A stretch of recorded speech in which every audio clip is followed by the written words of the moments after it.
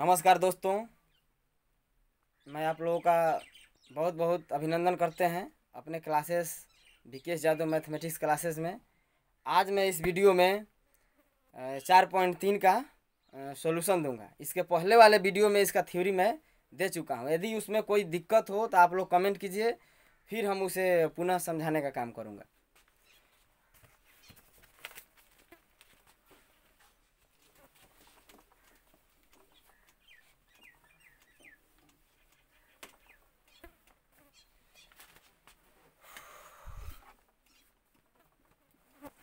Exercise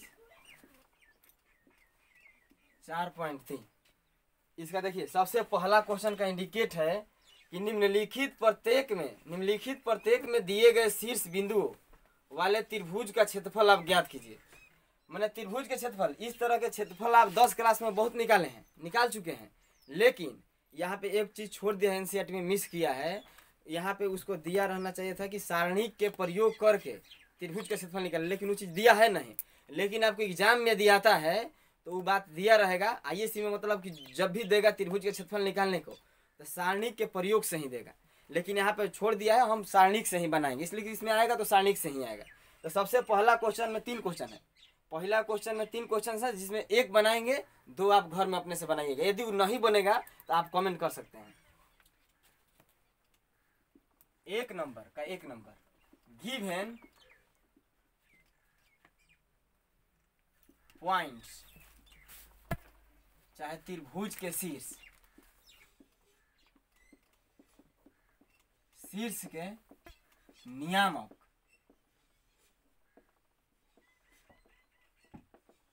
क्रमशः 1,0, 6,0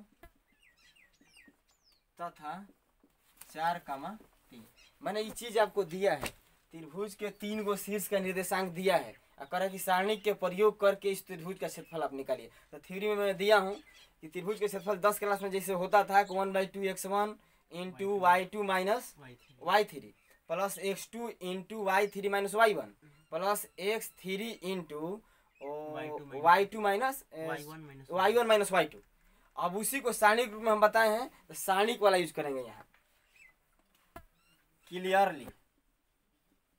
यहाँ पे x1 का काम क्या कर रहा है 1, x2 का काम क्या कर रहा है 6, x3 का काम क्या कर रहा है 4, y1 का काम क्या कर रहा है y2 का काम क्या कर रहा है y3 का 3। इसके बाद देखिए, इसलिए एरिया ऑफ त्रिभुज, नाम नहीं है तो त्रिभुज खाली दे दिए। चाहे हिंदी में आप लिखेंगे तो त्रिभुज का क्षेत्रफल आप लिख सकते हैं। त्रिभुज फार्मूला को सबसे पहले लिखिए 1/2, दोनों नीचे जो फार्मूला दिए थे डिटर्मिनेंट रूप में, दोनों में से कौन यूज कर सकते हैं, कोई दिक्कत नहीं है। हम यूज कर रहे हैं x1 x2 x3 y1 y2 y3 1 1 1। इसके बाद देखिए 1/2 x1 का वैल्यू 1, x2 का वैल्यू 6, x3 का वैल्यू 4, y1 का वैल्यू 0, उसके बाद y2 का 0, y3 का 3, उसके बाद है आपका 1 1 1। अब इसको सॉल्व कर देंगे, जो आएगा सो वही क्षेत्रफल होगा। अब इसके बाद देखिए, ये भी बताए हैं कि गणना को सरल करने के लिए जिस पंक्ति में चाहे जिस स्तंभ में शून्यों की संख्या अधिक हो उसी पंक्ति का प्रसारण करते हैं। तो इसमें किसको उठाने में आसान होगा, आप लोग बताइए। R2 को। यदि R2 को उठाते हैं तो उसमें के बस तीसरा एलिमेंट को खाली उठा लेंगे तो काम आपका हो जाएगा। इसके बाद देखिए, यहाँ बना दे रहा हूँ, इक्वल टू 1/2 R2 उठाने पर बगल में आप लिख सकते हैं 1/2। 0 को उठाइएगा 0 बन जाएगा, उसको उठाने से कोई फायदा नहीं। इस 0 को उठाइएगा 0 बन जाएगा, लेकिन ये बात है 3 को उठाएंगे तो जो बचेगा वो तो बचबे करेगा। 3 का चिन्ह क्या होगा माइनस, इसलिए कि देखिए किस जगह पर है A 2 3 2 3 5, यानी जो है ओड नंबर है। ओड नंबर यदि होगा तो उसका चिन्ह माइनस होगा। -3, ये खत्म, क्या क्या बचेगा 1 6 1 1 उसके बाद देखिए 1/2 -3 1 घटाओ 6 गुना 1 क्या होगा 6। इसको सॉल्व कर दीजिए 1/2 क्या होगा -5 5 आई +15 हो जाएगा माइनस माइनस +15 यानी 15/2 क्षेत्रफल है। इसका मतलब क्या होता है या तो स्क्वायर यूनिट लिखेंगे आना तो वर्ग इकाई। यदि कुछ नहीं दिया है कि सीएम है कि क्या है तो उस स्थिति में आप वर्ग मात्रक चाहे वर्ग इकाई चाहे स्क्वायर यूनिट आप यूज कर सकते हैं। तो वर्ग इकाई इसको इंग्लिश में लिखेंगे तो SQ स्क्वायर यूनिट आंसर। यही आपका पहला। अब इसी आधार पर आप दूसरा और तीसरा आप घर में कर लीजिएगा। मैंने पहला का दूसरा तीसरा आप घर में कर लीजिएगा। 2 नंबर में आपका क्वेश्चन कह रहा है कि दर्शाइए कि बिंदु ABC उसके निर्देशांक दिया है संरेख है। आपको मैंने सिद्ध करना है 3 बिंदु दिया है कह रहा कि सिद्ध कीजिए कि यह त्रिभुज का निर्माण नहीं करेगा यानी संरेख है एक रेखा में 3 बिंदु है। गिवन कोऑर्डिनेट इंग्लिश में लिखेंगे तो कोऑर्डिनेट ऑफ त्रिभुज ABC मतलब त्रिभुज ABC के शीर्षों का नियामक। त्रिभुज ABC के शीर्षों का नियामक आपका दिया है पहला x1 = A x2 = B x3 = C y1 = B + C y2 = C + A y3 = A + B। आपको देखिए समझ लीजिए इसी बात को। एगो त्रिभुज है त्रिभुज के तीनों शीर्षों का नियामक दिया है और कह रहा है कि इसे दर्शाइए कि जो है 3 बिंदु संरेख है यानी त्रिभुज का निर्माण नहीं कर रहा है। तो हम त्रिभुज का क्षेत्रफल निकालेंगे। यदि 0 आ जाता है तो नोट में लिखवाए हैं तीसरा नोट में चाहे पहले से भी आप जानते हैं संरेखी का सर। यदि 0 आ जाएगा तो क्या है त्रिभुज का निर्माण नहीं करेगा तीनों संरेख हो। यहाँ पे देखिए इसलिए एरिया ऑफ त्रिभुज ABC डिटर्मिनेंट वाला फार्मूला यूज करेंगे 1/2 determinant x1 x2 x3 y1 y2 y3 1 1 1। आगे देखिए 1/2 जेव कहते हो। x1 का वैल्यू क्या है A y1 x2 का वैल्यू B x3 का C y1 का वैल्यू आपका है B + C y2 का C + A y3 का A + B। उसके बाद 1 1 1। इसको सॉल्व करके आपको 0 लाना है। 0 आ ही जाएगा लेकिन देखिए आप ऐसे से कीजिए गुण से कीजिए। गुण का प्रयोग करेंगे तो आसानी से होगा ना तो ऐसे ही विस्तार कीजिएगा तो बात वहीं आएगा। लेकिन गुण अब जब जानते हैं तो समय का बचत होगा जगह कम लेगा हो जाएगा आपका। अब आगे देखिए गुण का प्रयोग कर रहे हैं। सबसे पहले बताइए किस गुण का प्रयोग करेंगे। सबसे पहले तो देखिए इसको यदि जोड़ देते हैं R1 को R2 को तो सारा कॉमन लेने लायक ABC सब में आएगा A + B + C। कॉमन उसमें से ले लेंगे तो 1 है और 2 जब पंक्ति के चाहे 2 स्तंभ के वैल्यू जो है इक्वल हो R1 R3 गुना हो जाता है। कौन R1 R3 गुना होना कैसे होगा वो तो ABC ना हो जाएगा। उसके बाद देखिए R1 टेंस टू R1 +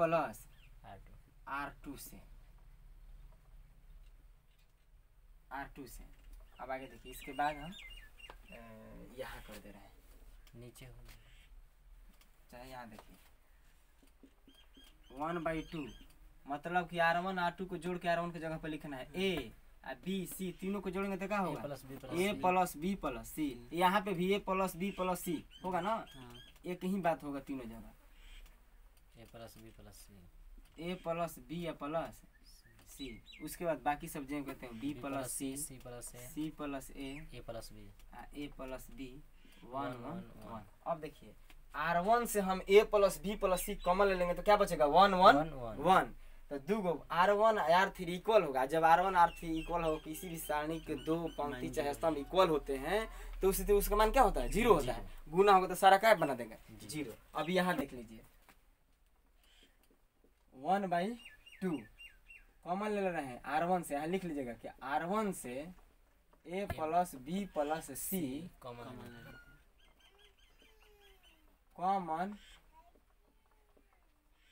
लेने पर A plus B plus C, उसके बाद देखिए 1 1 1 B plus C B plus C C plus C plus A A plus B A plus B 1 1 1। आगे देखिए सारणिक के गुण से, सारणिक के गुण से 1/2 A plus B plus C दुगो R1 R3 इक्वल है, इसीलिए इसका वैल्यू क्या होगा? 0 होगा। अब यहाँ पे समझने के लिए लिखना हो तो लिखिएगा कि चूंकि R1 इक्वल टू R3, इसी के चलते 0 हुआ। अब 0 से किसी भी राशि में गुना होगा तो 0, तो 0 आ गया, तब नीचे लिखेंगे क्लियरली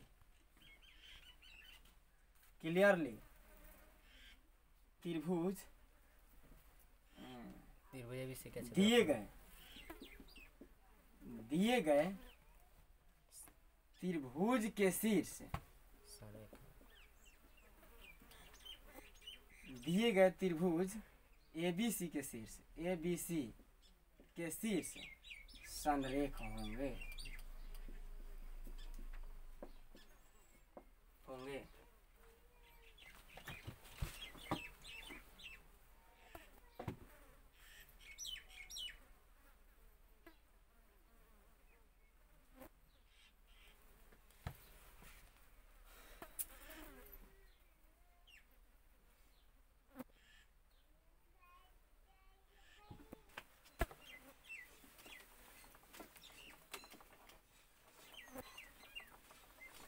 आगे देखिए क्वेश्चन नंबर 3। क्वेश्चन नंबर 3 में 2 क्वेश्चन हैं, 2 को में एगो हम बना रहे हैं, एगो आप बनाइएगा। क्वेश्चन नंबर 3 का 1 नंबर कह रहा है कि प्रत्येक में k का वैल्यू ज्ञात कीजिए यदि त्रिभुज का क्षेत्रफल 4 वर्ग इकाई है जहां बिंदु निम्नलिखित दिया है। तो पहला में गिवन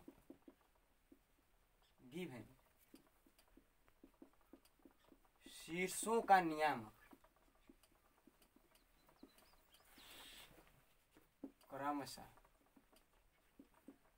दिया है आपको कि 4,0 उसके बाद 0,2 क्लियरली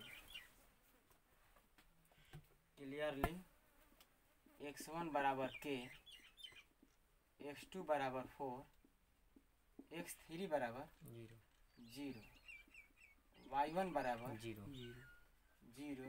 y2 बराबर 0, y3 बराबर 2।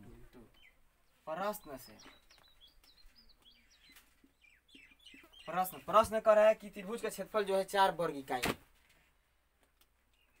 त्रिभुज का क्षेत्रफल बराबर 4 वर्ग इकाई है। हम अभी नोट में लिखवाए हैं कि गणना करते समय कहीं गणना करना है, यूज करना है। अब गणना न कर रहे हैं, के का वैल्यू निकालना है तो वहां पर धनात्मक और ऋणात्मक दोनों मानों को लेते हैं, तो यहाँ गणना हो रहा है। तो इस स्थिति में त्रिभुज के क्षेत्रफल का प्लस और माइनस दोनों चिन्ह को उठा लें। त्रिभुज का क्षेत्रफल, अब इसका सूत्र प्रयोग कीजिए 1/2 x1 x2 x3 y1 y2 y3 1 1 1 equal two plus minus 4। इसके बाद देखिए और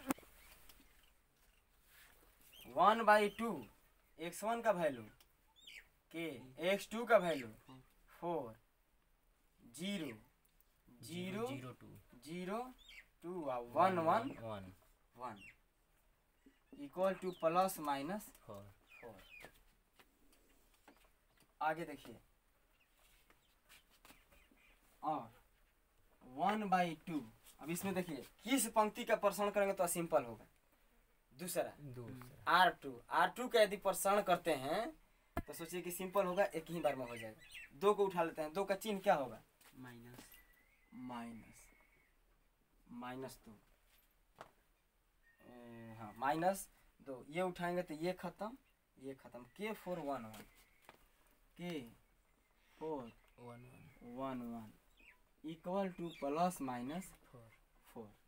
उसके बाद देखिए और 1/2 minus 2 into K minus 4 equal two plus minus 4 और 1/2 इधर देखिए 2 इधर क्या है भागा में है, उधर ले जाते हैं तो क्या होगा गुना में, तो 4 दूनी क्या हो जाएगा 8। इसको इधर लिख रहे हैं गुना करके, -2 से K से गुना होगा तो -2 क्या plus 8 equal two plus minus 4 दूनी 8। इस 2 से मल्टीप्लाई हो गया।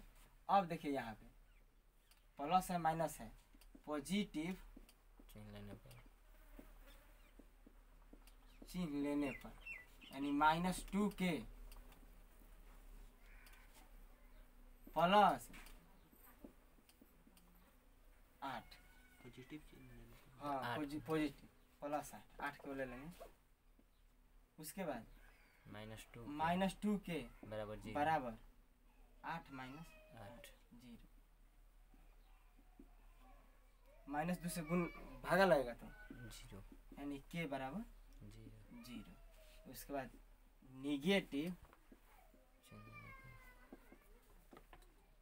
लेने पर निगेटिव चिन्ह लेंगे तो -2K प्लस 8 इक्वल टू -8 और -2K उधर जाएगा तो -8 -16 माइनस से माइनस कटेगा 2 8 16 यानी K का वैल्यू क्या होगा 8।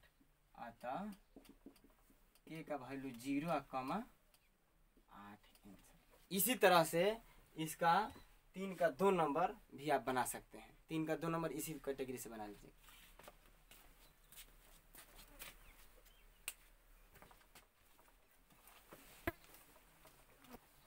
इसके बाद क्वेश्चन नंबर 4 में भी 2 क्वेश्चंस दिया है, इसमें एक हम बना रहे हैं, एक आप लोग ट्राई कीजिएगा। बाद 4 का 1 नंबर देखिए, क्वेश्चन नंबर 4 दिया है आपको। क्वेश्चन समझिए कि सारणी का प्रयोग करके 2 को बिंदु दिया है, दोनों को मिलाने वाली रेखा का समीकरण आप ज्ञात कीजिए।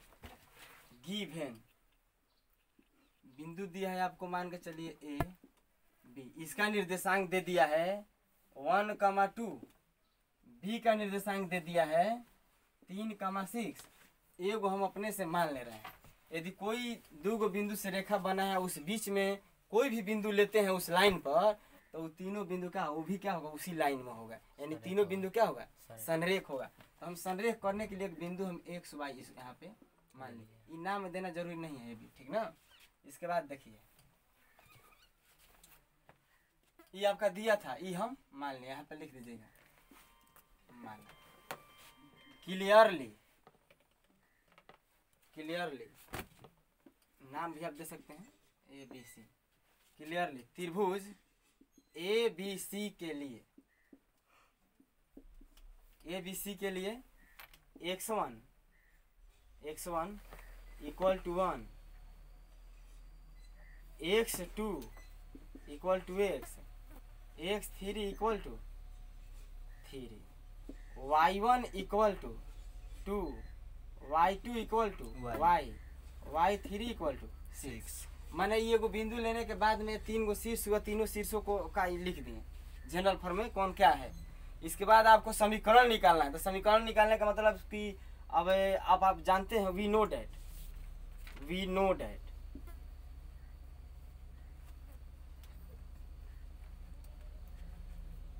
पहले लिख लीजिए कि चूंकि त्रिभुज ABC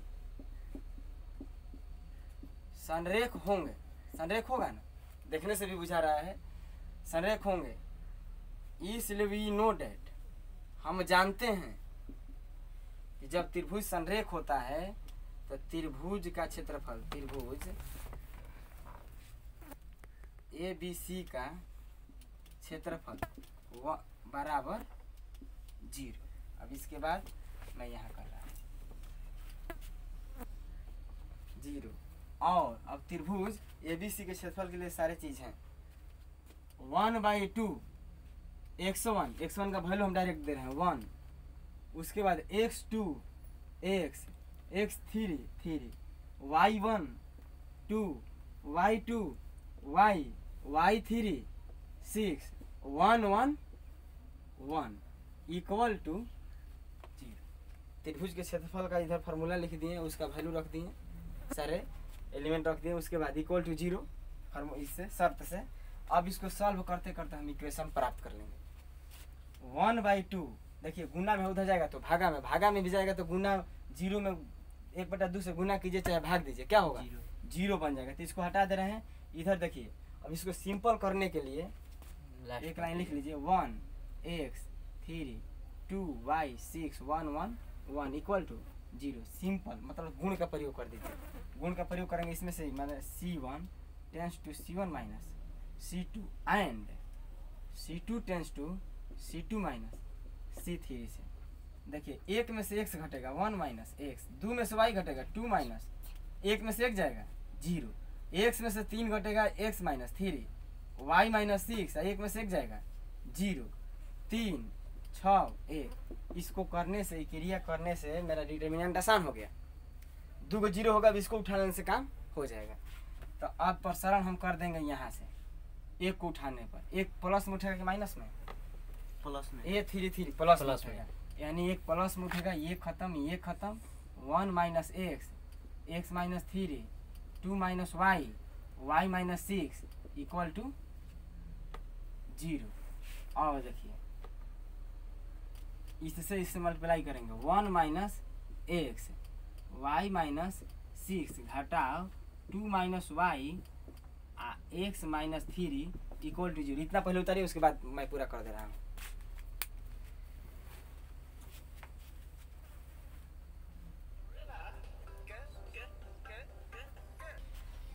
ये 4 नंबर का आपका 1 नंबर क्वेश्चन था, 2 नंबर आप घर में बनाइएगा। अब देखिए अगला क्वेश्चन 5 नंबर को हमको बनाना नहीं पड़ेगा। 5 नंबर जो है 3 नंबर क्वेश्चन आप देखिएगा, 3 नंबर की जस्ट जैसा है, बशर्ते कि इसमें विकल्प दिया है।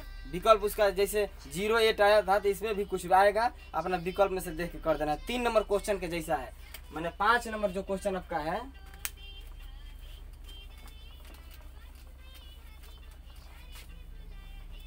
बनावे के रहे अभी नीचे ना। अच्छा हाँ सॉरी, एक मिनट, इसके पहले जो यहाँ से छोड़े थे हम उसको पूरा कर दे रहे हैं।